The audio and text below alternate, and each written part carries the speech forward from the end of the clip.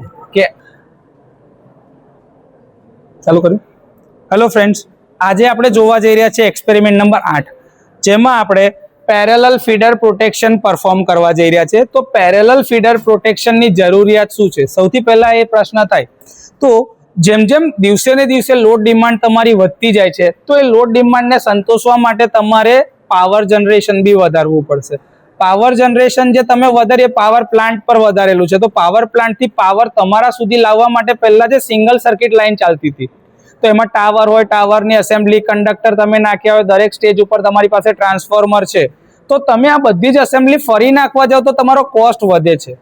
એ cost વધે નહીં અને વિધિન ધ લિમિટ રહે, એટલા માટે થઈને પેરેલલ ફીડરનો કન્સેપ્ટ આવ્યો હતો. કારણ કે બે ક્રોસ આર્મ છે, તો બે ક્રોસ આર્મ પરથી એક એક લાઇન જતી હશે, જેના કારણે પાવર ટ્રાન્સમિશન કેપેસિટી શું થઈ જશે? Double. Power transmission capacity double થઈ ગઈ, તમારો કોસ્ટ શું થઈ ગયો? રિડ્યુસ. કેમ કે તમારે એના માટે બીજી એક વખત ટાવર કાં તો બધી એસેસરીઝ લગાડવી પડશે નહીં. તો એમાં મટીરિયલ સેવિંગ છે, સાથે સાથે કદાચ એક લાઇન તમારી જતી રહી, કાં તો એક લાઇન ઉપર તમારે મેન્ટેનન્સ કરવું છે, તો તમારી પાસે બીજો એક પાથ અવેલેબલ છે, જેના કારણે આ સિસ્ટમની રિલાયબિલિટીમાં વધારો થશે. આપણી પાસે અહીંયા આગળ એક સેટઅપ છે, જેના ઉપર આપણે પેરેલલ ફીડર જોઈ શકીએ. જો એક ફીડર ઉપર છે અને એક ફીડર તમારો નીચેથી જઈ રહ્યો છે, એટલે આ તમારા બે ફીડર વાળી સિસ્ટમ છે. આની અંદરમાં આપણે અર્થ ફોલ્ટ પણ કરવાના છે અને ફેઝ ફોલ્ટ પણ કરવાના છે. એટલે આની અંદરમાં ઓવર કરંટના બે ઓપરેશન જોઈશું. એક હશે અર્થ ફોલ્ટ માટે અને એક હશે ફેઝ ફોલ્ટ માટે. હવે અહીંયા આગળ જો તમે જોતા હશો ને, તો આ બે તમારી નોર્મલ રિલે છે, જેને આપણે રેડિયલ ફીડરમાં જોઈ હતી. આ same to same 7SR10 unit જે છે, પણ આ તમારો ડાયરેક્શનલ નથી, નોન ડાયરેક્શનલ છે, કે જે બંને તરફ ઓપરેટ થઈ શકે. જ્યારે આ તમારા સ્પેશિયલ યુનિટ છે, જેની અંદરમાં આ તમારા ડાયરેક્શનલ યુનિટ છે, એટલે કે આના ઓપરેટ થવાની દિશા એક ફિક્સ, અને આ દિશા જે છે એ બતાવેલી છે. જો અવે ટુ ધ બસ, બસ તમારો અહીંયા આગળ છે અને આ અવે ટુ ધ બસ ઓપરેટ થવાની છે. તો આ બંને તમારી ડાયરેક્શનલ રિલે છે, આ બંને તમારી નોન ડાયરેક્શનલ રિલે છે. હવે જ્યારે બી ફોલ્ટ થશે ત્યારે આ બંનેનું ઓપરેશન એવી રીતે હશે કે પોતાના ઝોનમાંથી ફોલ્ટી પાર્ટને છૂટો પાડવાનો અને જરૂર પડે તો બેકઅપ આપવાનું છે. આ સેટઅપ સમજતા પહેલા આની જે જરૂરી થિયરી છે, આપણે કયા કયા એપરેટસ આમાં યુઝ કરી રહ્યા છે, તો એપરેટસ જો તમે જાતે જુઓ, મેં એક તો સૌથી પહેલા મારું બોર્ડ લીધું છે કે ભાઈ પેરેલલ ફીડરનું પ્રોટેક્શનની કીટ છે મારી. 10 એમ્પિયર 230 વોલ્ટ વાળું મારું એક આ વેરિયાક છે, જો લખેલું છે, આ તમારું વેરિયાક છે, એની કેપેસિટી 10 એમ્પિયરની છે, જે 230 સુધીનો મને વોલ્ટેજ સપ્લાય આપી શકે છે. આઈડિયલી એ 270 વોલ્ટ લગીન વોલ્ટેજ આપે છે. તો મારા એપરેટસની અંદરમાં 270 વોલ્ટ 10 એમ્પિયરનું એક વેરિયાક છે, જેનાથી હું સિંગલ ફેઝનો સપ્લાય આપવાનો છું, ફેઝ અને ન્યુટ્રલમાં. તો ફેઝથી ફેઝ કનેક્ટ કર્યો છે, ન્યુટ્રલથી ન્યુટ્રલ કનેક્ટ કર્યો છે, અને સપ્લાય પાછળ જે છે 5 એમ્પિયરનું જે મારું સોકેટ છે, એમાં મેં પ્લગ ઇન કરી રાખે છે. પેનલને ચાલુ થવા માટે અથવા તો ફંક્શનિંગ માટે પોતાના સપ્લાય જોઈશે, તો એના માટે મેં પેનલને બી સપ્લાય આપી રાખેલો છે. ત્યાર પછી અહીંયા મારે મલ્ટીમીટરની જરૂર નહીં પડે, કારણ કે અહીંયા આગળ ઇનબિલ્ટ વોલ્ટ મીટર પેનલમાં જ આપેલું છે. તો મારી પાસે વોલ્ટ મીટર છે, એટલે મારે મલ્ટીમીટરની એક્સ્ટ્રા જરૂર છે નહીં. પ્લસ કેટલો કરંટ અંદરથી જવાનો છે એના માટે મારી પાસે એમીટર છે. હવે જેવા પેરેલલ પાથ પડશે, એટલે કે મારા બે ભાગમાં કરંટ વહેંચાશે. બે ભાગમાં કરંટ વહેંચાશે એટલે પહેલા સેક્શનમાં કેટલો કરંટ જાય છે એ દેખાશે, બીજા સેક્શનમાં કેટલો કરંટ જાય છે એ વહેંચાશે. એના આધારે તમને ટોટલ કરંટનો સરવાળો અહીંયા આગળ દેખાશે. તો આ રીતે તમારું કરંટનું બી ડિવિઝન થશે. જોવા જઈએ તો અહીંયા આગળ જો તમારે બ્રેકર ઓન કરશો એટલે સેક્શનમાંથી કરંટ આગળ જશે, ત્યાંનું બ્રેકર ઓન કરશો એટલે ફીડર કનેક્ટ થશે, ને ત્યાંથી તમે લોડ કનેક્ટ કરવો હોય તો લોડ કનેક્ટ કરી શકશો. અત્યારે મારે અર્થ ફોલ્ટના સેટઅપ પ્રમાણમાં મેં અર્થ ફોલ્ટ માટેનું સેટઅપ કરીને લોડને કનેક્ટ કરી રાખેલો છે. આ લોડની કેપેસિટી બી 10 એમ્પિયર સુધીની છે, એટલે કે સોર્સ બી મારો 10 એમ્પિયર આપી શકશે. અહીંયા જે આ કરંટ ટ્રાન્સફોર્મર લગાડેલા છે 4 CT, એ ચાહે ફેઝ ફોલ્ટમાં હોય કે અર્થ ફોલ્ટમાં હોય, દરેકની કેપેસિટી 10 એમ્પિયરની છે, એટલે કે 10:1 ની CT છે. એટલે ટૂંકમાં હું આમાં 10 એમ્પિયર સુધીના ફોલ્ટને સેટ કરી શકું છું. તો હવે એની અંદરમાં જો મારી પેનલની અંદરમાં બે મારી નોન ડાયરેક્શનલ રિલે છે અને બે મારી ડાયરેક્શનલ રિલે છે. જો તમે ફોકસ કરતા હોય તો અહીંયા લખેલું છે 7SR 1002 એટલે કે 1002 એ તમારી નોન ડાયરેક્શનલ રિલે છે આર્ગસ મોડલ. અને સેમ આર્ગસ મોડલ પણ અહીંયા આગળ 7SR1004 છે. ડાયરેક્શનલ રિલેમાં 1004 હશે 7SR જ. 7SR10 જે મોડલ છે પણ એનું 04 એ તમારું ડાયરેક્શનલ મોડલ છે. આ બંને ડાયરેક્શનલ, જેને પોતાની એક દિશા હોય, એ પર્ટિક્યુલર એ જ દિશામાં ઓપરેટ થાય. એનાથી વિરુદ્ધ દિશામાં ગમે તેટલો કરંટ વધારે જાય તો બી એ રિલે ઓપરેટ થશે નહીં. તો આ બે તમારી ડાયરેક્શનલ રિલે છે, આ બંને તમારી નોન ડાયરેક્શનલ રિલે છે. સાથે હવે એને કનેક્ટ કરવા માટેના તમારી પાસે કનેક્ટિંગ વાયર છે. આ મેં પ્રોબથી કનેક્ટ કરી રાખ્યા છે, સપ્લાય અને લોડ બંનેને. ટોટલ 4 પ્રોબની મને જરૂરિયાત હતી, એ થઈ ગયું. અને આ 10 એમ્પિયરની મારી લોડ બેંક છે. તો મારી પાસે ટોટલ હવે જરૂરી બધા એપરેટસ આવી ગયા છે. આનું ઓપરેશન કેવું હશે મારે એ જાણવું છે. તો આના ઓપરેશન માટે જે પ્રી રિક્વિઝિટ જે તમારી થિયરી હતી એમાં સમજો કે તમારી પાસે પેરેલલ ફીડર છે. તમારી પાસે શું છે? પેરેલલ ફીડર છે. આ મારું એક બસ બાર છે, આ મારો બીજો બસ બાર છે. અહીંથી મારું જનરેટર એની સાથે કનેક્ટેડ છે, જે તમારું ઓલ્ટરનેટર તમે કહો છો. એ ઓલ્ટરનેટર ક્યાં છે? તો કે ભાઈ પાવર પ્લાન્ટમાં. આ પાવર પ્લાન્ટની અંદરથી એ પાવર પ્રોડ્યુસ કરે છે અને પાવર ઇન્જેક્ટ કરે છે આ ફીડર ઉપર. અહીંયા આવશે એટલે આ બસ બાર પર. આ તમારું શું છે? બસ બાર, જે જનરેટર સાથે કનેક્ટેડ છે. તો અહીંયાથી ટોટલ કેટલો કરંટ જતો હશે એ ટોટલ મને સરવાળો કરંટ મળશે. હવે અહીંથી એની પાસે બે પાર્ટ પડ્યા, 1 અને 2. કરંટ હંમેશા એક જ દિશા પસંદ કરશે કે ભાઈ સોર્સથી લોડ તરફ. તો અહીંથી એ પોતાનો પાથ બદલી રહ્યો છે અને અહીંયા આગળથી તમારો કરંટ આવ્યો અને એક કરંટ અહીંથી આમ આવશે. તો અહીંયા કેટલો કરંટ જશે ને અહીંયા કેટલો કરંટ જશે એ મને કેવી રીતે ખબર પડશે? તો તમે કરંટ ડિવાઈડર રૂલ યાદ કરજો. જે તમે કરંટ ડિવાઈડર રૂલ ભણતા હતા ને, એ જ છે તમારું ડીસી સર્કિટ વાળું કરંટ ડિવાઈડર રૂલ. અહીંયા તમારો ધારો કે ઇમ્પિડન્સ સમજો Z1 છે, અહીંયા તમારો ઇમ્પિડન્સ Z2 છે. તો ધારો કે મારે I1 જોઈતો હોય તો I1 બરાબર શું હશે? I1 બરાબર Z2 upon Z1 plus Z2 into total current I. Total current જે હશે એને ઇમ્પિડન્સથી, સામેવાળી બ્રાન્ચના ઇમ્પિડન્સથી ડિવાઈડ કરવાનો, એટલે Z2 upon Z1 plus Z2 into I કરશો તો પહેલાનો કરંટ મળશે અને બીજાના કરંટ માટે હશે Z1 upon Z1 plus Z2 into total current I. તો આ રીતે તમને બંને કરંટ મળશે. અને બીજું કે I1 નો જે કરંટ હશે પ્લસ I2 નો જે કરંટ હશે એ બંનેના સમેશન બરાબર તમારો ટોટલ કરંટ હશે. તો વેરિફિકેશન એક આ રીતે બી થાય, I is equals to I1 plus I2. એટલે કે ટોટલ કરંટ એ બંને ઇન્ડિવિજ્યુઅલ ફીડરના કરંટના સરવાળા બરાબર હશે.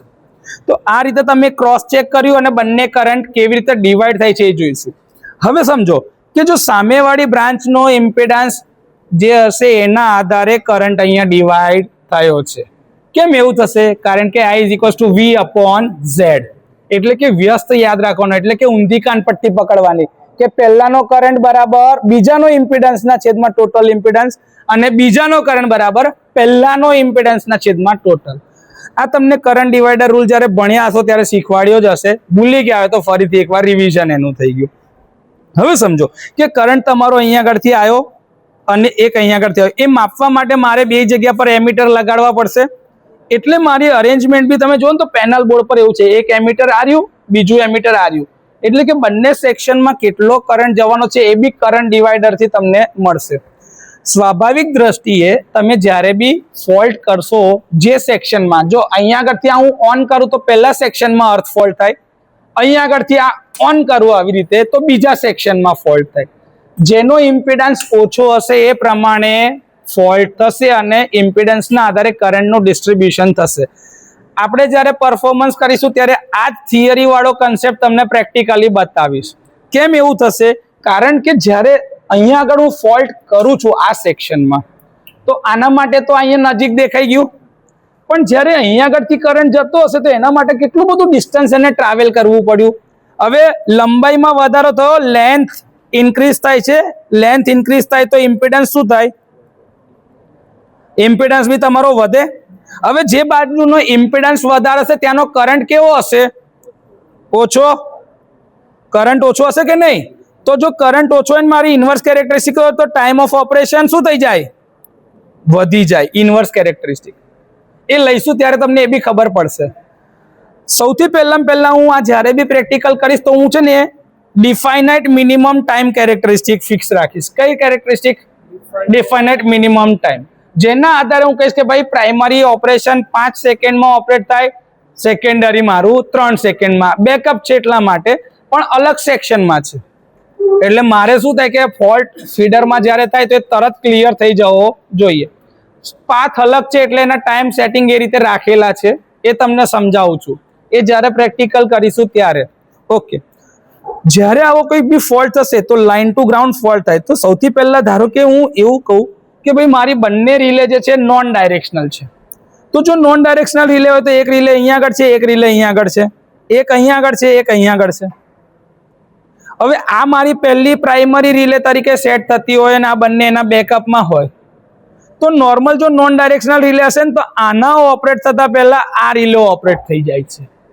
હવે આ રિલે ઓપરેટ થઈ ગઈ એટલે આ ફીડર બી જતો રહ્યો અને આ રિલે ઓપરેટ થઈ તો આ ફીડર બી જતો રહ્યો. તો બંને ફીડર અનનેસેસરી ઓપરેટ થઈ જાય છે, જેના કારણે આખો લોડ તમારો શું થઈ ગયો? Cancel, disconnect. તો રિલાયેબિલિટી જળવાતી નથી, સાથે સિલેક્ટિવિટી જળવાશે નહીં. સિલેક્ટિવિટીનો મતલબ કે કઈ રિલે ઓપરેટ થવું એ રિલે જાતે નક્કી કરશે. આપણે પેરેલલ ફીડર એટલા માટે જ બનાવ્યું હતું કે ભાઈ જેથી કરીને મારી રિલાયબિલિટી વધે. મારે મેન્ટેનન્સ કરવું છે, કાં તો મારે કોઈ ઓપરેશન કરવું છે, કાં તો ફોલ્ટ થયો તો એક બીજા પાથથી તો લોડને સપ્લાય મળવો જ જોઈએ. જ્યારે આ કેસમાં આવું થશે તો બંને રિલે ઓપરેટ થઈ જાય છે. એ લિમિટેશનને દૂર કરવા માટે આપણે ડાયરેક્શનલ રિલે મૂક્યા. અહીંયા આગળ બે ક્યાં મૂક્યા? ડાયરેક્શનલ રિલે મૂક્યા છે, જેથી કરીને તમે અનઇન્ટરપ્ટેડ પાવર સપ્લાય આપી શકો છો. હવે જ્યારે હું આવું સેટઅપ કરી રહ્યો છું ત્યારે તો મને ખબર હોવા જોઈએ કે ભાઈ મારા રિલે બધા કેવા હોવા જોઈએ? આઈડેન્ટિકલ સેટિંગ્સ વાળા. રિલે ડાયરેક્ટ તો લાગશે નહીં, એટલે મારી આ પેરેલલ ફીડર સિસ્ટમ. હવે અહીંયા જનરેટર છે ને આ બાજુ લોડ છે, સમજી જજો. એટલે અહીંયા આગળ હું હવે આ જી લખી દઉં છું, અહીંયા આગળ એલ નો મતલબ થશે લોડ. આખું લખી દઈએ ચાલો. તો મેં અહીંયા આગળ આ મારી બધી જગ્યાએ સીટી લગાડેલી છે. તો આ મારી 4 સીટી છે. ધારો કે CT1, CT3, CT2, CT4. તમારા અરેન્જમેન્ટમાં જે છે ને એવું જ હું લખું છું, કારણ કે હું અહીંયા આગળ 2 લખતો ને તો તમે અહીંયા આગળ પછી કન્ફ્યુઝ થશો. એવું ના થાય એટલા માટે મેં નોટેશન ફિક્સ રાખ્યા. CT1, CT2, CT3, CT4. અહીંયા આગળ આની સેકન્ડરી સર્કિટમાં મારી રિલે લાગેલી છે. આની સેકન્ડરી સર્કિટમાં મારી રિલે લાગેલી છે, એટલે આ મારી રિલે છે સેકન્ડરી સર્કિટમાં. દરેક સીટી જે છે એ ફિક્સ કરેલો છે સીટી રેશિયો 10:1. સીટી રેશિયો કેટલો છે? 10:1. એટલે કે પ્રાઇમરીમાં જો 10 એમ્પિયર જાય તો સેકન્ડરીમાં 1 એમ્પિયર કરંટ જશે. તો મને એ ખબર પડી કે ભાઈ મારી સીટી જે છે 10:1 વાળી સીટી મેં રાખેલી છે. સીટી રેશિયો જ ખબર પડી ગયા. હવે મારી આ બાજુની જે રિલે જે છે કેવી છે? નોન ડાયરેક્શનલ, એટલે કે બંને દિશામાં ઓપરેટ થઈ જશે. સેમ આ રિલે બી નોન ડાયરેક્શનલ છે, પણ બાકીની આ બંને રિલે કેવી છે? ડાયરેક્શનલ, જેની દિશા કઈ હશે? અવે ટુ ધ બસ. દિશા કઈ હોય? બસ થી અવે ટુ ધ બસ, એટલે કે ઊંધી દિશામાં. બસ બાર થી કરંટ તમારો કઈ બાજુ જાય છે? આગળ તરફ, લોડ તરફ. અને રિલેનું ઓપરેશન કઈ તરફ છે? અંદર તરફ. અંદર તરફ એટલા માટે છે કારણ કે એને પોતાના ઝોનમાં ફોલ્ટ જોવાનો છે. જો એની દિશા તમે આમ ઊંધી રાખો તો એની દિશા ઓપરેશનની શું થઈ જાય? વિરુદ્ધ. તે બસ બાર તરફ જોવે તો પોતાના ઝોનમાં પ્રોટેક્શન આપી શકે નહીં. મારે સિલેક્ટિવિટી વધારવી હતી એટલે મેં ડાયરેક્શનલ રિલે કેવી રીતે મૂક્યા કે ભાઈ એની દિશા કઈ તરફ હોય? બસ થી ઊંધી તરફ, એટલે કે એ જોતી હોય અંદર. એટલે હવે આ લાઈનનું પ્રોટેક્શન કેવી રીતે થાય કે આ રિલે આમ જોશે, જ્યારે આ રિલે આમ જોશે, તો આખી લાઈનનું પ્રોટેક્શન જળવાશે. સેમ વસ્તુ આ જોવો, આ રિલે આ તરફ જોવે અને આ રિલે આ તરફ જોવે. સર આ બંને સોર્સ તરફની રિલે જે છે એને નોન ડાયરેક્શનલ કેમ રાખી? તો અગર આ બાજુની સાઈડે કઈ પ્રોબ્લેમ થાય છે તો બેકઅપમાં કોઈ રિલે તો ઓપરેટ થવી જોઈએ ને. એટલે બસ બારના પ્રોટેક્શન, આ બસ બારના પ્રોટેક્શન માટે એક બેકઅપ રિલેની જે જરૂરિયાત છે, એટલા માટે થઈને આ સોર્સ બાજુની જેટલી બી રિલે હોય કેટલી હોય? નોન ડાયરેક્શનલ, એટલે કે બંને દિશામાં ઓપરેટ થઈ શકે, જેથી આ બસ બારની રિલે કદાચ બસ ફોલ્ટ ઉપર ઓપરેટ ના થાય તો એના બેકઅપમાં આ રિલે ઓપરેટ થઈ શકે. આ તમારી મેઇન થિયરી છે. સર પેરેલલ ફીડર સિસ્ટમના ફાયદા શું? આ સિસ્ટમ ઇમ્પ્લિમેન્ટ કરવાથી મને શું ફાયદો થાય? તો જો સૌથી પહેલા સમજો કે એના લીધે તમારી રિલાયબિલિટી ઇમ્પ્રૂવ થઈ રહી છે. કન્ટિન્યુઅસ પાવર સપ્લાય મળે છે. જો એક ફીડર પર આપણે મેન્ટેનન્સ થયું હોય કાં તો એ ટ્રીપ થયો હોય તો બી પાવરની કન્ટિન્યુટી રહે છે. ઓવરલોડિંગ જે એક જ ફીડર પર થતું હતું હવે વેચાઈ જશે બે બાજુ. તમે યાદ કરો જ્યારે તમે પેરેલલ ઓપરેશન ઓફ ટ્રાન્સફોર્મર ભણતા હતા, એનાથી શું થાય કે વેચાઈ જતું હતું. આને સાદી ભાષામાં જો તમે સમજતા હોય તો તમારા ઘરમાં એક જ જણ કમાતું હોય તો બધો લોડ કોના પર આવે? એક જ જણ પર. પણ હવે તમે બી કમાતા થઈ ગયા તો શેરિંગ થઈ જશે. આવું જ લોડ શેરિંગ થશે બે લાઈન લગાડવાથી. બે લાઈન લાગશે એટલે કે બે ફીડર આવી જશે તો અડધો લોડ અહીંથી જશે, અડધો લોડ અહીંથી જશે. તો તમારા કંડક્ટરનું ડિગ્રેડેશન ઓછું થશે, ઓવરહીટિંગ થવાના જે ચાન્સીસ હતા એ બધા ઓછા થશે. તો ઓવરલોડિંગ તમારું ઓછું થશે. Allows easy load sharing between the feeders. એ એકબીજા પર આરામથી કરંટ ડિસ્ટ્રીબ્યુશન થઈ જશે. Better voltage regulation. કેમ? ઓવરલોડિંગની શક્યતાઓ ઓછી થઈ એટલે વોલ્ટેજ ડ્રોપ શું થઈ જશે? ઘટી જશે. કારણ કે બે લાઈન કેવી છે? પેરેલલમાં ઇમ્પિડન્સ આવ્યા તો ઇક્વિવેલન્ટ ઇમ્પિડન્સ શું થતો જાય? ઘટતો જાય. કરંટ કેરિંગ કેપેસિટી વધતી જાય. જે તમે બેસિક્સ જોયા છે હું એ જ વાત કરું છું. હવે વોલ્ટેજ રેગ્યુલેશન વધ્યું, પાવરના લોસીસ અને હીટિંગ તમારું શું થઈ ગયું? ઘટી જશે. એનેબલ્સ મેન્ટેનન્સ વિધાઉટ કમ્પ્લીટ શટડાઉન. એટલે કે એક લાઈનનું મારે મેન્ટેનન્સ ધારો કે કરવું હોય તો બીજી લાઈન પર હું કામ ચાલુ રાખી શકું. તો મારે આખો લોડ ડિસ્કનેક્ટ કરવો પડે નહીં. કારણ કે જેટલી વાર આપણે પાવર ડિસ્કનેક્ટ કરી અથવા તો લોડ ડિસ્કનેક્ટ કરીએ તો આપણે રેવન્યુનો લોસ કરીએ છીએ.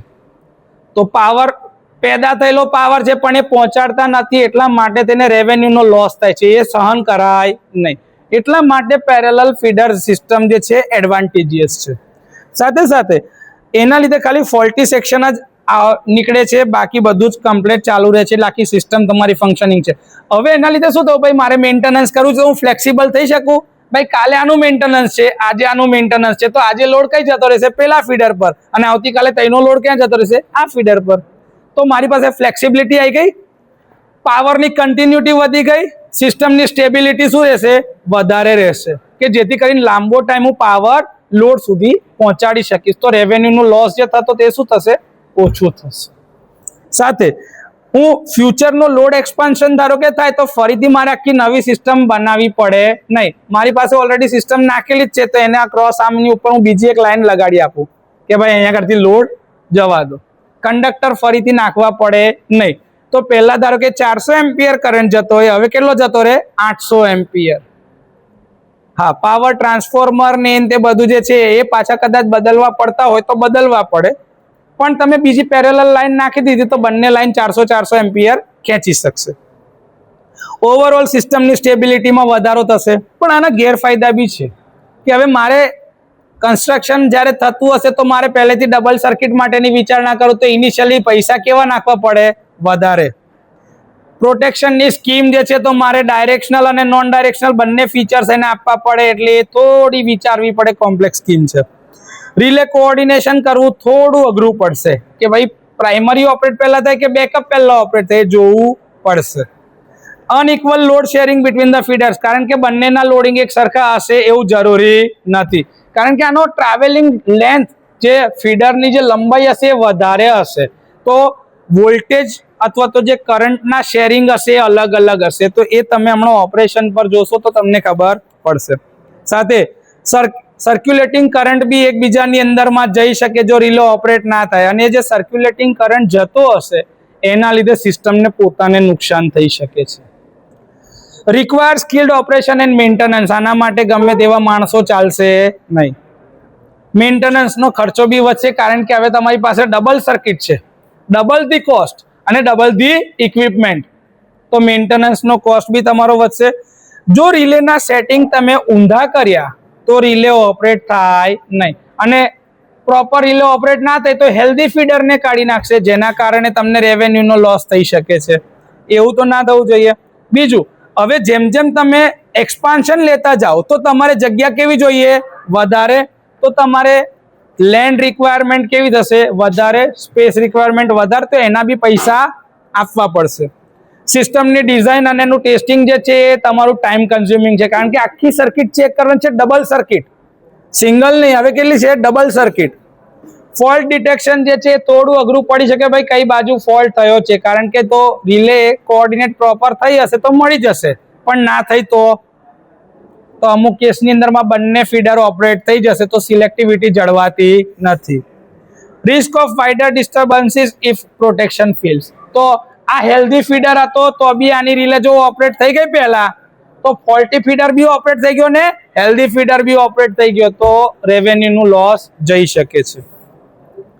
એના પછી છે તમારી પ્રોસિજર. તો પ્રોસિજર આમાં નહીં વાંચતા, હું તમને સીધી અહીંયા આગળ સેટઅપ પર જ બતાવું છું, જેથી કરીને પ્રોટેક્શન તમને ઇમ્પ્લિમેન્ટ કરતા આવડે. આપણે પહેલા અર્થ ફોલ્ટના પ્રોટેક્શન જોવાના છે ને પછી ફેઝ ફોલ્ટ માટે ઓપરેશન જોવાના છે. ઓકે, ચાલુ કરતા પહેલા જો તમને કહી રાખું કે આ મારું વેરિયાક છે, વેરિયાકનો મેં સપ્લાય ઓન કર્યો છે. સપ્લાય ઓન કરવાથી અહીં ઇન્ડિકેટર આવી ગયું છે.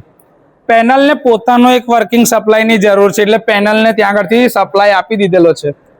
જેવું હું પેનલ ઓન કરીશ એટલે આ એની રનિંગ ડિસ્પ્લે, રોટેટિંગ ડિસ્પ્લે, જે કહેવું એ કહેવાશે તમારાથી. એટલે એ ટાઈમ દરમિયાન રિલે પોતાનું આખું વર્ઝન બતાવશે, એના સેટિંગ્સ જે છે એ નાખવા માટેની વ્યવસ્થા આપણને આપતા પહેલા રિલે સેલ્ફ ચેક કરશે. કેમ કે જો રિલે હેલ્ધી હશે ને તો એ ડિસિઝન લઈ શકશે, તો એ ફોલ્ટ માટે ઓપરેટ થઈ શકશે. એટલે રિલે હંમેશા પહેલા પોતાને ચેક કરશે. આ બંને મારા સ્ટાન્ડર્ડ જે નોન ડાયરેક્શનલ યુનિટ છે, આ બંને મારા ડાયરેક્શનલ યુનિટ છે. તમે જોતા હશો તો રેડિયલ ફીડર કરતા બે અલગ દેખાતી હશે રિલે. છે બંને સેમ જ મોડેલ, 7SR10 મોડેલ જ છે, આર્ગસના જ છે, સિમેન્સના જ છે, પણ આ બંને તમારા ડાયરેક્શનલ, જો લખેલું છે directional, directional, non directional, non directional. સપ્લાયના વોલ્ટેજ 230 વોલ્ટ જે જરૂરી હતા એ મેં આપી જ રાખેલા છે. 230 વોલ્ટ સપ્લાય વોલ્ટેજની મને જે જરૂરિયાત હતી એ. હવે સૌથી પહેલું સ્ટેપ મેં ચાલુ કર્યું, પેનલ ઓન કરી, બરોબર છે. Breaker on, breaker on, breaker on, breaker on. મેં ચારે ચાર બ્રેકર ઓન કર્યા, મતલબ કે મારી સર્કિટ પૂરી થઈ ગઈ. પણ અર્થ ફોલ્ટમાં મેં સેટિંગ કર્યું છે. શેમાં કર્યું છે? હવે જ્યાં સુધી હું અર્થને ઓન જ નહીં કરું, આ સેક્શન જો આ ઓન કર્યો છે તો જ એ મારું કનેક્ટ થશે.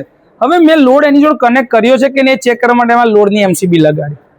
જેવી એમસીબી ઓન કરી તો ત્યાં આગળ ઇન્ડિકેશન આવી ગયું, એટલે કે મારો લોડ હવે કનેક્ટ થઈ ગયો છે. 230 વોલ્ટ ઉપર હું વોલ્ટેજ, અત્યારે કોઈ બી લોડની સ્વિચ ચાલુ નથી, બધી સ્વિચ બંધ છે, એટલે અહીંયા આગળ કોઈ કરંટ હમણાં જશે નહીં. જો જેવો ઓન કરીશ ને 0.95 એમ્પિયરની આજુબાજુનો ટોટલ કરંટ છે, 1 એમ્પિયરની આપણે લોડ સ્વિચ છે એ પ્રમાણમાં.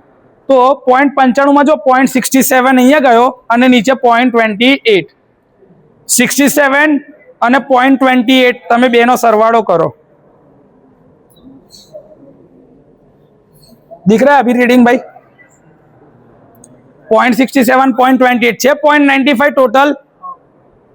ઓકે, રિલેના સેટિંગ્સની અંતે તમને બતાવું છું, જો એ જોવા હોય તમારે તો આ મારી રિલે છે. સેટિંગ્સ મોડ, કન્ફિગરેશન જોવા છે સિસ્ટમનું, યસ. 50 હર્ટ્ઝની ફ્રીક્વન્સી, ગ્રુપ 1 એનેબલ એટલે કરી રાખ્યું છે કે ભાઈ જેટલા બી આ સેટિંગ્સની ઉપર આ રિલે દ્વારા જેટલી બી વસ્તુ ઓપરેટ થતી હશે, જેમ કે ટાઈમર છે, ઇન્ડિકેશન છે, બધું આનાથી ઓન રહેશે. એટલે મેં સિસ્ટમની ડિપેન્ડન્સી શું રાખી છે? એનેબલ રાખેલી છે. ફેવરેટ મીટર્સને અંતે બેકલાઇટ ટાઈમર 15 સેકન્ડ સુધી. જો આ ડેટ એન્ડ ટાઈમ આપણે દર વખતે સેટ કરીએ છીએ, જેટલી વખત સેટ કરીએ એટલી વખત જતું રહે છે. સેટ કર્યા પછી એને પાસવર્ડ પ્રોટેક્શન આપીને એનેબલ કરી દઈએ તો એ સેટિંગ હંમેશા ફિક્સ રહેશે. એનો વિડીયો ઓલરેડી અલગથી બનાવેલો છે, એટલે હમણાં હું એની અંદર ટાઈમ નહીં બગાડું, એટલે અલગથી વિડીયો એ નહીં જનરેટ કરતા, ટાઈમની અંદર બદલીશું. કરંટનું જે સેટિંગ જે આવશે ડિસ્પ્લે પર એ કેવા આવશે? નોમિનલ સેટિંગ, જેના પર્સન્ટેજમાં આપણે જોવા માંગીએ છીએ. આને તમે ચેન્જ કરી શકો છો ભાઈ કે ભાઈ મારે પ્રાઇમરીના રેફરન્સમાં જોઈએ છે કરંટ કે સેકન્ડરીના રેફરન્સમાં જોઈએ છે. મેં નોમિનલ જ રાખીશ, જેથી કરીને મને ઇઝીલી ખબર પડે, કેલ્ક્યુલેટ કરવાની આસાની રહે છે. બાકી તમે પ્રાઇમરી અથવા તો સેકન્ડરીનો કરંટ ડિસ્પ્લેમાં લઈ શકો છો. અર્થ ફોલ્ટનું કરંટ સેટિંગ જે છે એમાં બી મેં નોમિનલ કરંટ જ લઈશ. એ જ ટ્રિગર રાખેલું છે એટલે ભાઈ જેવી પોઝિટિવ એજ આવશે તરત રિલે ટ્રીપ કરશે જ. બાકી ક્લોક સિંક્રોનાઇઝ જે છે એ ડિસેબલ કરી રાખેલું છે, તમે એને બી એનેબલ કરી શકો છો સેકન્ડ્સમાં, મિનિટ્સમાં ડિસેબલ. તો હમણાં મેં ડિસેબલ જ રહ્યા દઉં, સેકન્ડ્સ મિનિટ્સની હમણાં કશું મારે કરવું નથી. ઓપરેટિંગ મોડમાં લોકલ બેકઅપ રાખવું છે કે રિમોટ બેકઅપ રાખવું છે, હમણાં મેં કોઈ સિલેક્શન નહીં કરવાનું એટલે લોકલમાં બી જાય અને બેકઅપમાં બી જાય, રિમોટમાં બી એવી રીતે રાખી શકાય. બાકી તમે અહીંયા સિલેક્ટ કરશો ને એટલે તમને પૂછશે કે આઉટ ઓફ સર્વિસ એટલે કે ભાઈ બ્રેકર કામ જ નહીં કરતું. લોકલ તો ખાલી એકલું લોકલ જ બેકઅપ આપે, રિમોટ તો ખાલી રિમોટમાં જ બેકઅપ આપે, પણ મારે બંને મોડમાં જોઈએ છે એટલે મેં શું રાખ્યું છે લોકલ ઓર રિમોટ, કે ભાઈ લોકલ બેકઅપ બી આપે, રિમોટ બેકઅપ બી આપે, એટલે લોકલમાં બી ઓપરેશન થાય. ડન.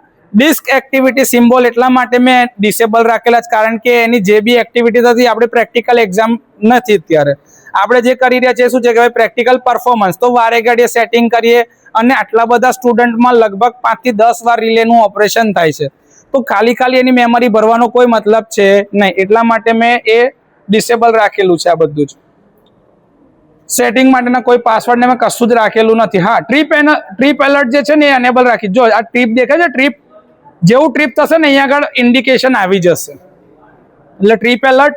જનરલ અલાર્મ જે છે એ પિકઅપ થશે ને અલાર્મ આવી જ જશે, એટલે તમારું એ બી મેં એનેબલ રાખેલું છે. રિલેનું આઈડેન્ટિફાયર જો રાખેલું છે relay 1, non directional circuit identifier, આ તમે બદલી શકો છો. Done.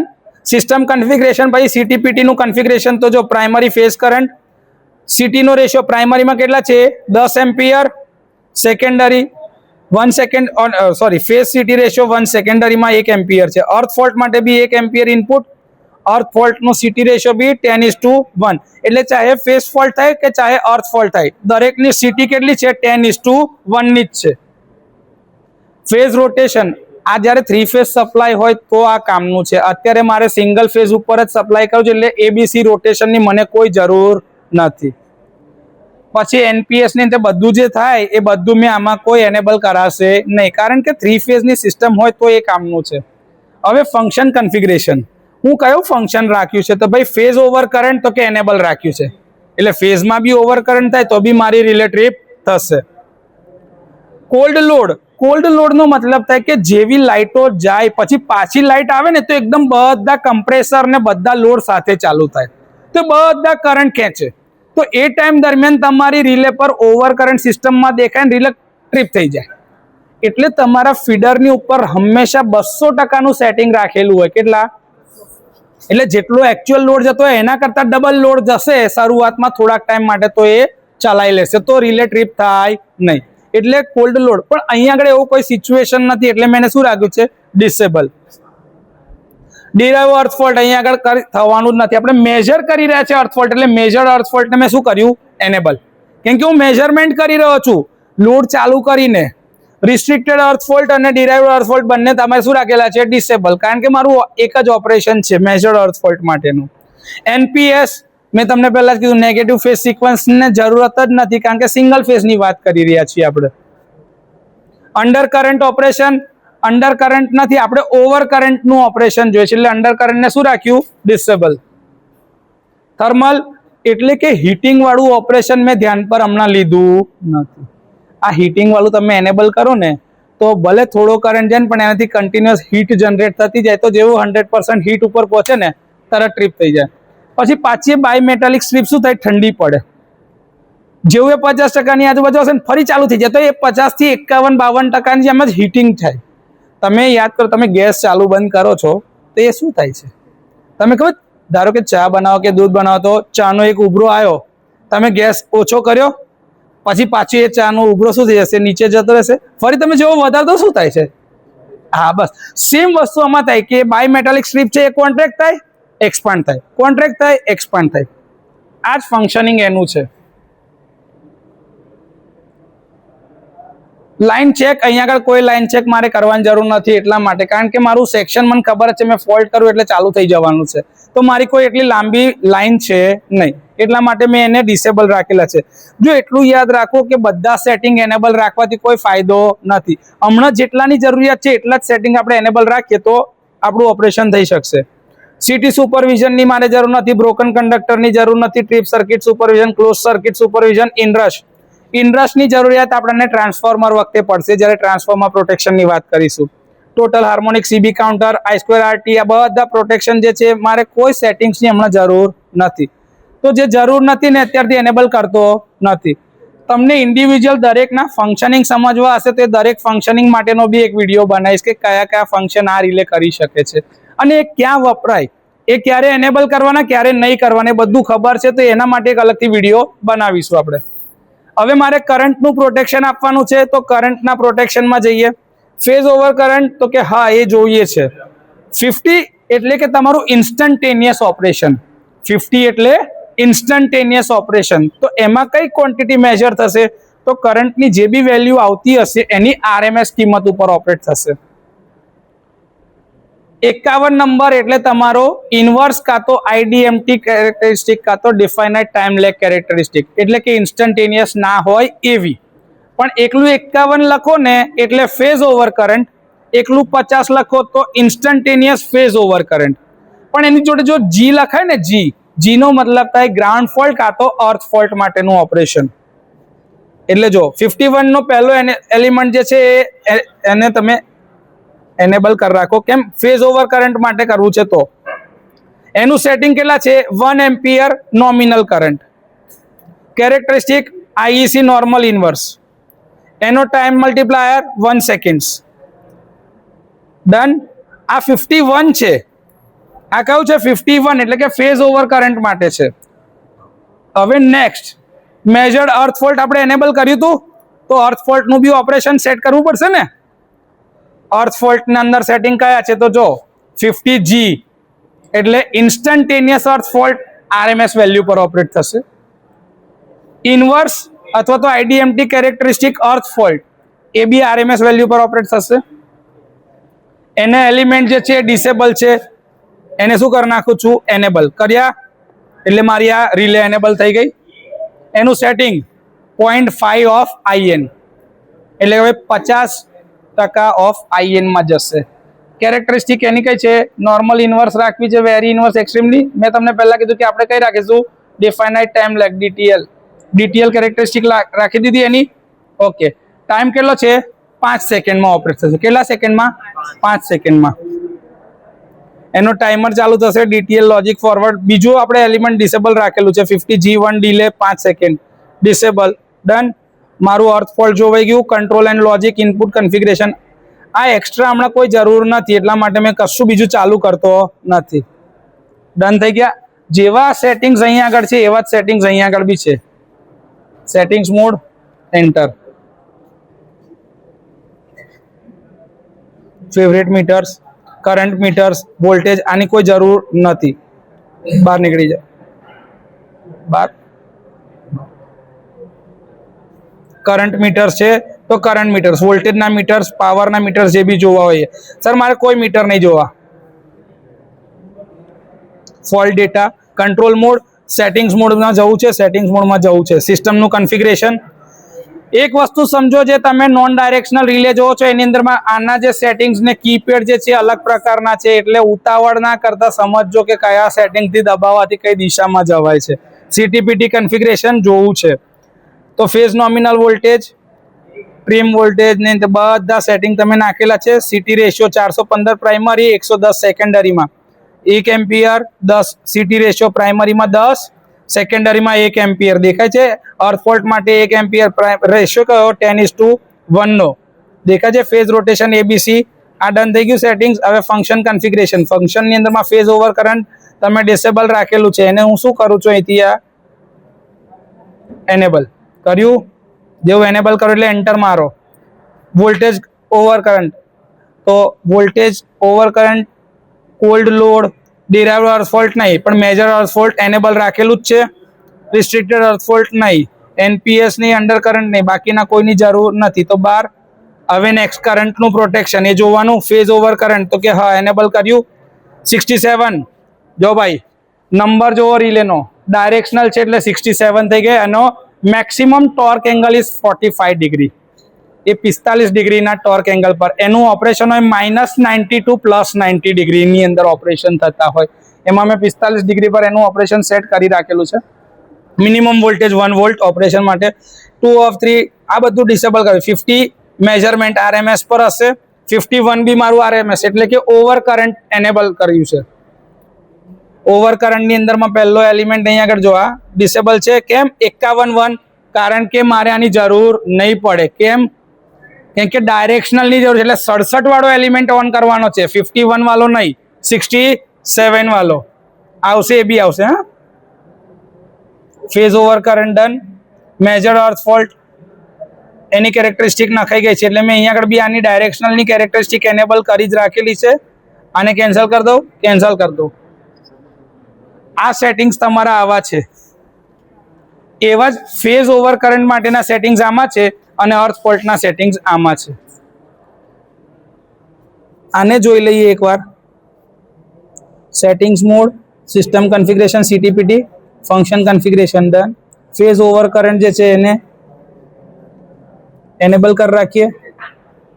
Old load, major earth fault enable છે, ડિસેબલ, ઓકે, કેન્સલ.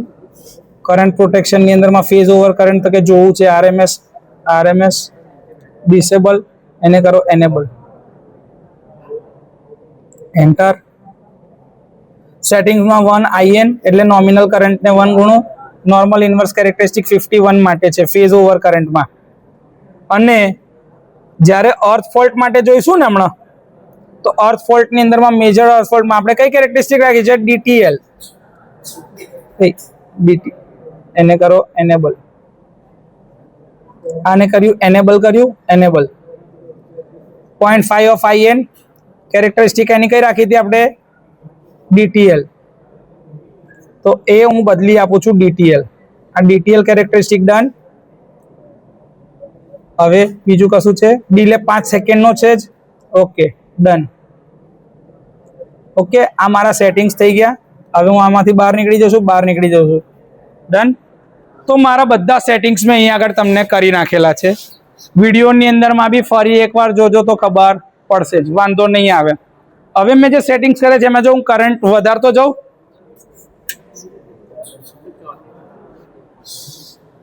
क्या नहीं, उसका वही है, सेटिंग्स दोनों के अंदर करके रखा है, दिखेगा सेटिंग्स आएगा तो. हाँ नहीं किया हुआ है. સેટિંગ્સ તો દરેક રિલેના ઇન્ડિવિજ્યુઅલ કરવા જ પડે, તો જ એ રિલેને ખબર પડે. એટલે એની અંદરમાં મેં સેટિંગ નાખેલા જ છે. જો કરંટ જો 1.98, 2.88 ને 0.91 વેચાય છે બે બાજુ. જેવો 2 એમ્પિયર કરતા વધારે કરંટ ગયો તરત રિલે ફોલ્ટ ડિટેક્ટ કરી દીધો. 5 સેકન્ડમાં ઓપરેટ થઈ ગઈ રિલે. બ્રેકર ગયું, પેલું 3 સેકન્ડમાં ગયું. આનું બેકઅપ બી ચાલુ થઈ ગયું હતું. તો મારો ફોલ્ટી પાર્ટ આ હતો, અહીંયા આગળ ફોલ્ટ થયો હતો એટલે તો મારું આ ફીડર ઓપરેટ થઈ ગયું. જ્યારે આ ફીડર હેલ્ધી છે તો હજી બી મારો લોડ ડિસ્કનેક્ટ થયો નથી. લોડ અહીંથી બી ફીડ તો થઈ જ રહ્યો છે, પણ આ શું થઈ ગયું? આ ફીડર જતું રહ્યું. એટલે કે અર્થ ફોલ્ટમાં આ બંને રિલે ઓપરેટ થઈ ગઈ. તો આ મારો જે ફોલ્ટી ફીડર હતો એ ઓપન અને હેલ્ધી ફીડર રહી ગયો. ફરી એકવાર જોઈએ. સર આટલું ઝડપથી થઈ ગયું, ખબર ના પડી. નોર્મલ કન્ડિશન પર પાછા આવી જાઓ. એટલે મેં અત્યારે લોડ પાછો શું કરી દીધો? બંધ કરી દીધો. સ્વિચ ચાલુ રાખી છે ખાલી. રિલેને રીસેટ કરું છું. રિલે રીસેટ થઈ ગઈ. આ રિલેને રીસેટ કરું છું. થઈ ગઈ રિલે. ટાઈમરને કરી દો રીસેટ, રીસેટ, રીસેટ. હવે હું શું કરું છું? પાછો ફોલ્ટ ચાલુ કરું છું. એટલે મારે પહેલા બ્રેકર તો ઓન કરવા પડશે. તો મારા 4 આવી ગયા છે. ફોલ્ટ મેં અહીંયા આગળ કરેલો છે. જો સમજો, આ સ્વિચ ઓફ હશે ને તો લોડમાં કશું જ નહીં જાય. અર્થ ફોલ્ટમાં જવા દેવા માટે મારે આ સ્વિચ ઓન કરવી પડશે, તો જ અર્થનું ટર્મિનલ કનેક્ટ થશે. જો આનું ટર્મિનલનું કનેક્શન અહીંથી છે આ, અને આ સ્વિચ અહીંયા ઓન કરીશ તો જ આ પાથ ક્લોઝ થશે, તો અર્થમાં કરંટ જશે, બાકી જાય જ નહીં. તો આપણી લોડ બેંક લગીને કરંટ પહોંચાડ્યો. હવે હું જો 1 કરંટ વધ્યો,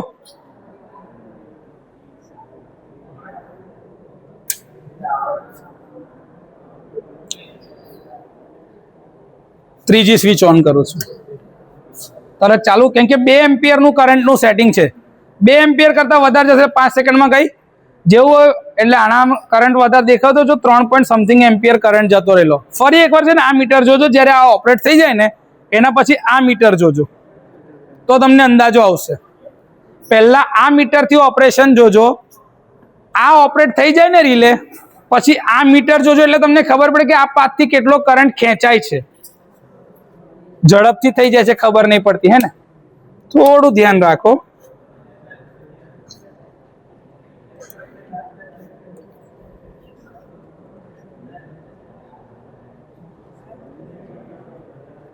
બ્રેકર ઓન કરું, બ્રેકર ઓન. 2 એમ્પિયરનું સેટિંગ છે.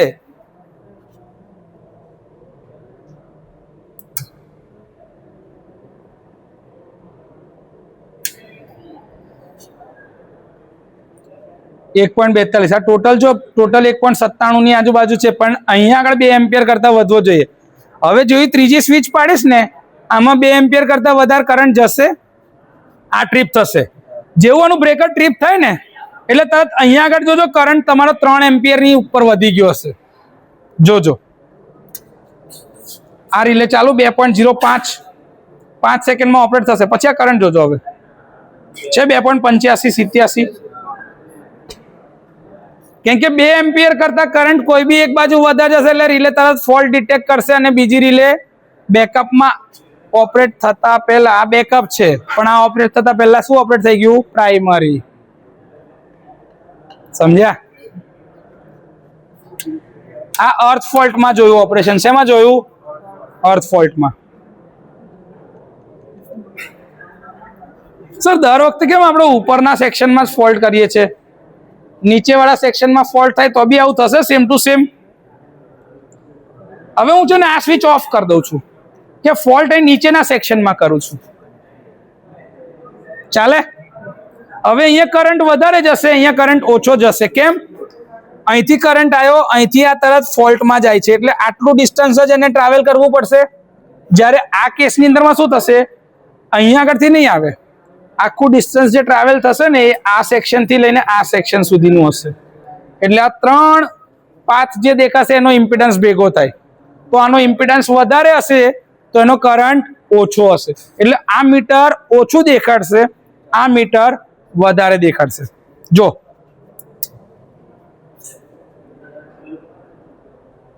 બ્રેકર જ ઓન નહીં કર્યું.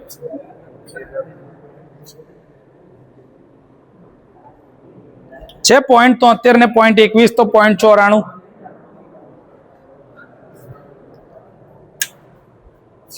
1.52 છે. હજી 2 એમ્પિયર નહીં થયું. અહીંયા જેવું આ 2 એમ્પિયર કરતા વધશે એટલે આ રિલે શું આપશે? ટ્રીપ. 2.19 2.22 ગયું, 5 સેકન્ડમાં ઓપરેટ થશે. પેલું ચાલુ થશે, એનું બેકઅપ આ છે, 3 સેકન્ડમાં ગયું. બંને કેસમાં મેં ડિફાઇનાઇટ ટાઈમ લેગ રિલે કેરેક્ટરિસ્ટિક રાખેલી હતી એટલે તરત મારું ઓપરેશન મને દેખાયું. આ જો એના બેકઅપમાં સર ખબર ના પડી, ફટાફટ જતું રહે છે, હે ને? જેવું તમે ઉપરવાળા સેક્શનમાં જોયું એવું હવે નીચેવાળો, આ નીચેવાળો સેક્શન જે છે ફોલ્ટી, તો ઉપરવાળો સેક્શન હેલ્ધી છે. જો બંનેના બ્રેકર રહી ગયા એ ઓપરેટ થાય. ક્લિયર? રિલે રીસેટ કરી દઈએ.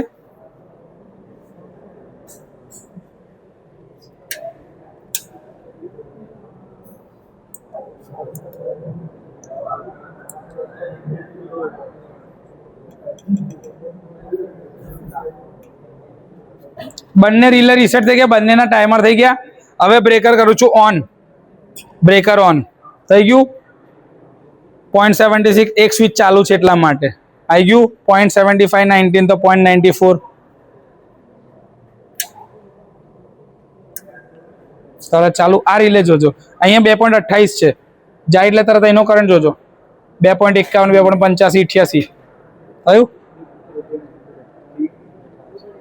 એટલે પછી શું થાય કે આ બંને વચ્ચે પહેલા વહેંચાતા હતા 3 એમ્પિયર, પણ આ ફીડર જતું રહ્યું તો 3 એમ્પિયર પછી કઈથી જવાની કોશિશ કરશે? અહીંથી. હવે આની બી કેપેસિટી 2 એમ્પિયરની જ છે, એટલે બંને રિલે ઓવરલોડમાં ટ્રીપ કરી દેશે. એટલે આ સેક્શન ખાલી કયો ફીડર ગયો? આ હેલ્ધી ફીડર રહી જશે. ડન? અન્ડરસ્ટુડ? ઓકે. આ તમારું કયું ઓપરેશન થયું? અર્થ ફોલ્ટનું. કયું થયું? અર્થ ફોલ્ટ.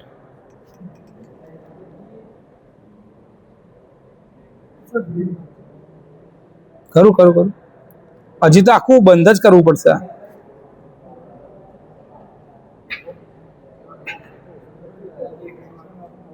ક્યાં? હા, રિલે તો કરે રીસેટ. જો બધી રિલે હવે રીસેટ થઈ ગઈ છે, હું આને સપ્લાયને બંધ કરું છું. કેમ? મારે ફેઝ ઓવર કરંટમાં ઓપરેશન જોઈએ છે. શું જોઈએ છે? ફેઝ. પેનલ બંધ કરી દીધી છે, આ મેં ફેઝમાં લગાડી દીધું. ફેઝ ઓવર કરંટ ઓપરેશન હવે જોવાના છીએ. સિસ્ટમ ચાલુ કરશો એટલે રિલેની અંદરમાં જે ડિસ્પ્લે હશે, સેલ્ફ ચેકિંગ હશે. જેટલી વાર ચાલુ કરશો એટલી વાર રિલે પોતાના સેટિંગ્સ ચેક કરશે. આપણે ઓલરેડી આની અંદરમાં ફેઝ ઓવર કરંટ અને અર્થ ફોલ્ટ બંનેના સેટિંગ્સ નાખેલા જ હતા. હવે મારે આ ફોલ્ટ કરવાની જરૂર નથી, એટલે મેં આ બંનેને શું રાખી દીધા છે? ઓફ.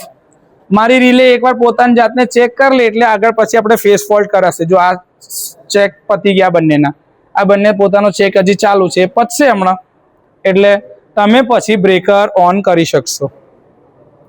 Breaker on. લોડમાં જો ઇન્ડિકેશન થઈ ગયું, કેમ કે એક ફીડર આવી ગયો. ઓન. હવે પેરેલલ ની અંદરમાં જશે current. Okay.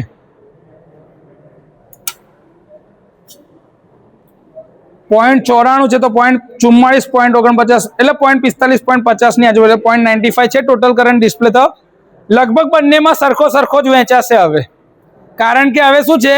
Phase over current કેટલા છે બંનેમાં ગયું?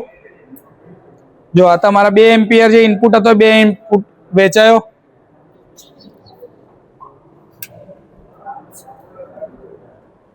ત્રણ એમ્પિયર જઈ રહ્યો છે બધી જગ્યાથી વ્યવસ્થિત. તરત નીચેવાળી રિલે જો ફોલ્ટ ડિટેક્ટ કરી દીધો ગઈ. આનો કરંટ જો 3.79 3.80 એટલે 2 એમ્પિયર કરતા વધારે ગયો. હવે તમારી આખું સેક્શન જ ગયું, બંને ફીડર ગયા. કેમ? ફેઝ ફોલ્ટ થયો છે, ગ્રાઉન્ડ ફોલ્ટ નહીં.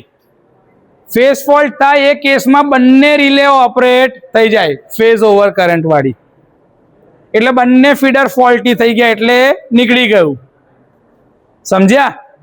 અર્થ ફોલ્ટમાં શું થતું હતું? કોઈ બી એક જ સેક્શનમાં ફોલ્ટ થતો હતો, એટલે ખાલી એ સેક્શન જાય, બીજો ફીડર હેલ્ધી હતો એ રહી જાય.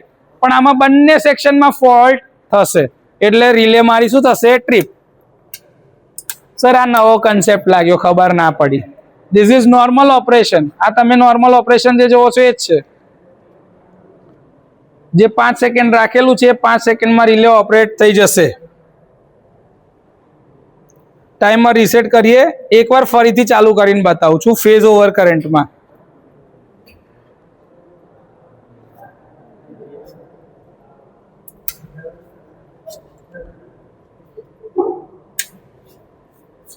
જો તમારો ટોટલ કરંટ જાય છે.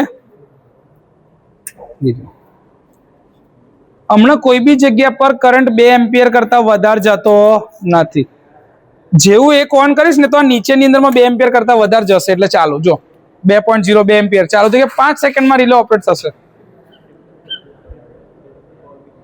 તમે એક વસ્તુ નોટ કરી, બીજા 2 ટાઈમર ચાલુ થતા જ નથી, કારણ કે ફેઝ ઓવર કરંટનું પ્રોટેક્શન છે. આ અર્થ ફોલ્ટ નથી, એટલે આ બંને ટાઈમર તમારા એવા ને એવા જ છે. પેલા કેસમાં શું થતું હતું? જેવું આ રિલે અહીંયા સેક્શનમાં ફોલ્ટ થાય તો આનું ટાઈમર જાય, પછી આ બંને ટાઈમર સાથે ચાલુ થતા હતા. કેમ? અર્થ ફોલ્ટ હતું. એટલે કે કદાચ જો આ રિલે ના ઓપરેટ થાય તો ટાઈમ ડિલે પછીથી આ બેકઅપમાં ઓપરેટ થઈ જાય, એટલા માટે તેને બંનેના ટાઈમર એક સાથે ચાલુ થતા હતા. આમાં થતા નથી. આ તમારું ફેઝ ઓવર કરંટ છે. ટાઈમિંગ અને તે જે છે ઓબ્ઝર્વેશન ટેબલ આખું મેં રીડિંગ સાથેનું તમને આપેલું છે. તમે ખાલી કન્સેપ્ટ આનો સમજજો. અને આની કેલ્ક્યુલેશન અલગ અલગ કેરેક્ટરિસ્ટિક માટે કેવી રીતે થઈ એ ગણતા શીખવાનું છે. અન્ડરસ્ટુડ? બસ બારો ચેક ચાલુ થશે.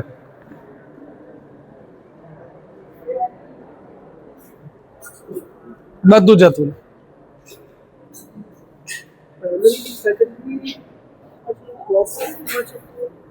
જશે. બે ફીડર જો અહીંથી આને કરો ઓન, અહીંથી આને કરો ઓન. બે સેક્શનમાં ઓન કરી દીધા. કશું ઉડી જાય એનો જવાબદાર તું.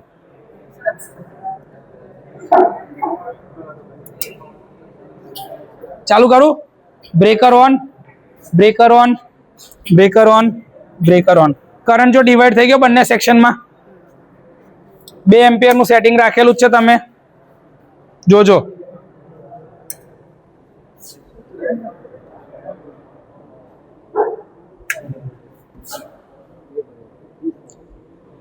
હવે જો અહીંયા 1.90 છે, અહીંયા 1.90 છે. હવે જેવી એક સ્વિચ ઓન કરીશ ને, બેમાં કરંટ 2 એમ્પિયર કરતા વધારે જશે. બંને રિલે ટ્રીપ જોઈ લીધા.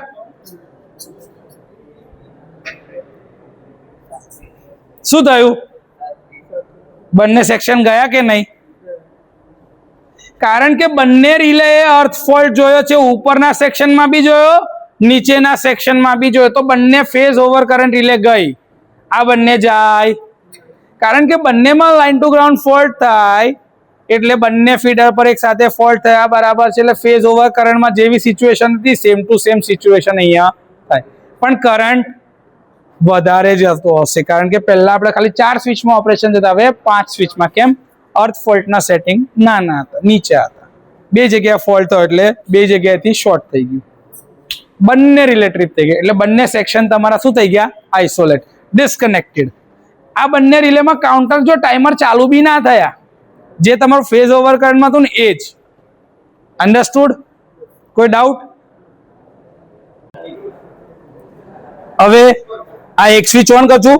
આ નીચેના સેક્શનમાં આપણે ફોલ્ટ કરેલો છે.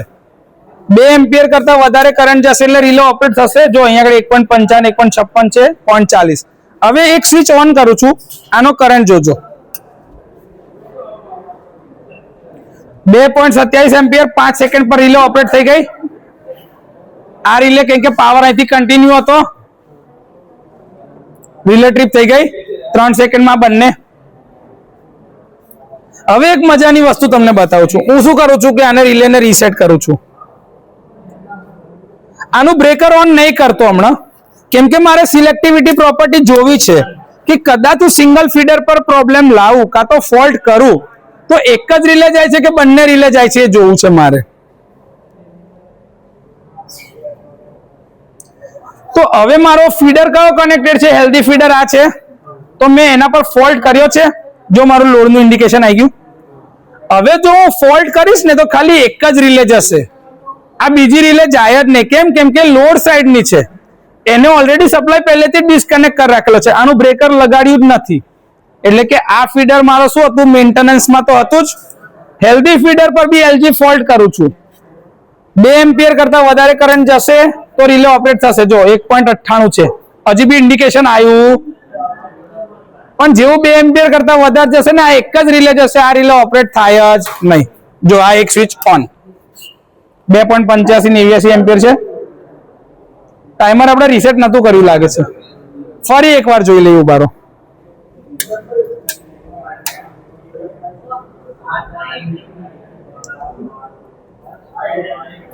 એ મારી એક ભૂલ થઈ ગઈ કે ટાઈમર રીસેટ નતું કર્યું.